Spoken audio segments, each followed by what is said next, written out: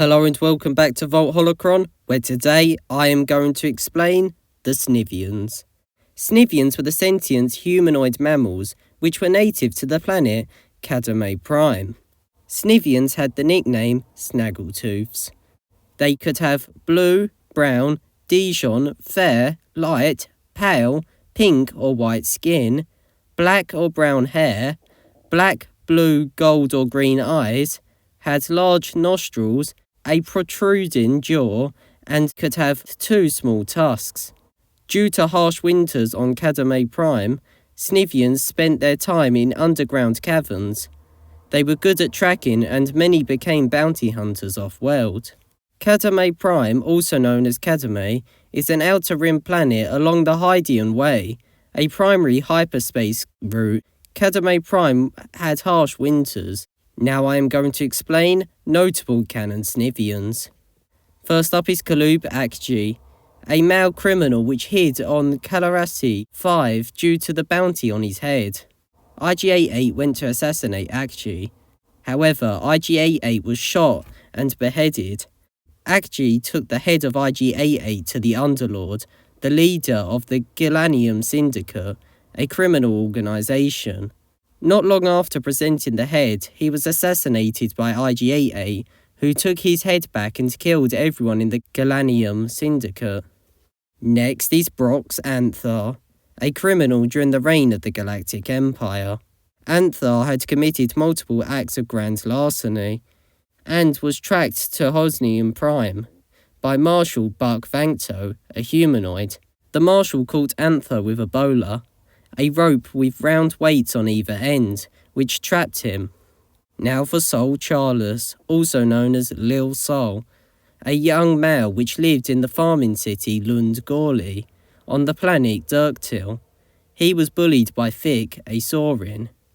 Next up is Gizem, a male present in Jabba's palace. He listened to the Max Rebo band play Jedi Rocks, and watched as Ula was plunged into Patissa's pit. He was also present when Leia arrived, disguised as the bounty hunter Bouche, holding Chewbacca as her prisoner. Leia negotiated a price for Chewbacca. Leia was later captured after freeing Han Solo from Carbonite. He was also present when Luke killed Patissa, and Han, Chewie and Luke were sentenced to death by being fed to the Sarlacc. He was also present on Jabba's sail barge, Katana, for the journey to the Sarlacc pit, where he spoke to the Ugnaught Yoxgit. He also watched the failed execution of Luke, Han and Chewie. He was on the sail barge when Leia killed Jabba, and when it was destroyed. Next is Drix Gill, a male which worked at Maz Kanata's castle. Now for Macon, a female which was a station controller of Relay Post Epsilon 1, a space station in the Outer Rim during the High Republic era. She sent out a distress signal to Starlight Beacon when the Nihil attacked the station. The Jedi Order and Republic Defense Coalition forces were sent to deal with the Nihil in a battle which became known as the Battle of Galov. Macon was rescued by Jedi Master Skier and Jedi Knight Keeve Trennis. Next up is Cap Mole, a male which was captured by Trandoshan hunters and placed on the Trandoshan moon, Waska, to be hunted for sport. He survived for a while, but was eventually killed by a bolt from the blaster of the Trandoshan Ratta. Next is Narb, a male which lived on Colossus, an independent refueling station on Castillon. He liked to watch races. A guy called Ziono owed credits to Greville. Narb was present when Ziono crashed into the ocean during a race with Toradoza. He and Nod, his brother, later confronted Ziono to try and get Greville's credits off of him, but he escaped. Narb and Nod tried to rob the Office of Acquisitions, but were tricked into falling down a trapdoor by Flix and Ulka. Now for Nod, a male criminal which lived on Colossus. He was the brother of Narb, and also tried to get Greville's credits off of Ziono. He was also captured in the Office of Acquisitions along with his brother. Next up is Sinrich, a male bounty hunter well known for his work, around during the Clone Wars. He also invented the holographic disguise matrix, a device which allows the user to disguise themselves as someone else, making him famous. He was invited by Count Dooku to face the box, a box containing simulations to see if bounty hunters were up to the mission to kidnap Chancellor Palpatine. The holographic disguise matrix is the reason Dooku invited him.